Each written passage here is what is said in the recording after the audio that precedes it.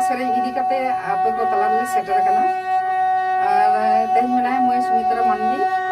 और बाबू पुष्प बास्के मेनाया तिरियोरा और बेहला रोंग तबना गोपाल बाबू माने गोपाल चंद्र हांसदा और तेज नंकना बाहा सेरें माने कथा सलाते सेरें को आजम पाउन पे माहिलु ओकालका को सेरें आका अब सानाम के बन बाड़ाया दिसोम हड़ को माघ बंगा पारम लेनखान गे फागुन सेटरोआ और फागुन बंगा सेटर लेनखान गे होय अब बाहा को से जो बाहा को नावा साकाम को बाबन जमा बाबन बंगा लेनखान और तबे ने के अब बन व्यवहार दाड़ेया और उनका गे आतु टोला रे हो आतु रे हो मांझी बाबा मोर को दुड़ काते दिन को गोटाया बाहा परब आरकी तीस बाहा बंगा हुआ और चलका बाहा बंगा दिन को गोटा लेखान चलका रस्के बुझे आरकी और उनका के चलो नवा सेरेना आजम तब पे मिद बार कथा तलाते सेरें को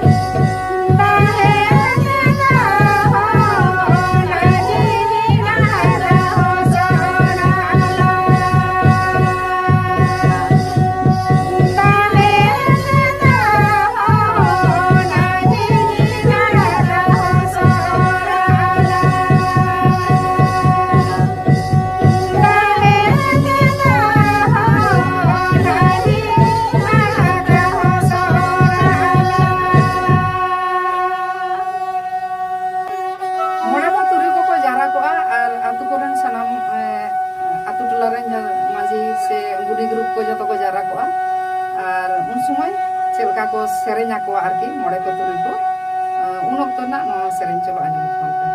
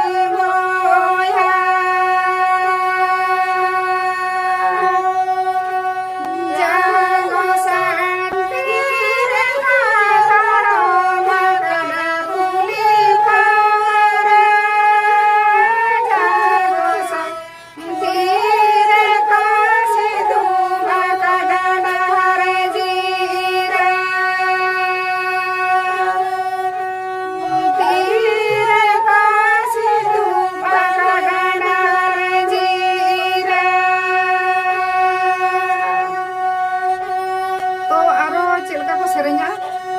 ᱚᱱᱟ ᱪᱚᱞᱚ ᱱᱚᱣᱟ ᱥᱮᱨᱮᱧ ᱟᱸᱡᱚᱢ ᱛᱟᱵᱚᱱ ᱯᱮ।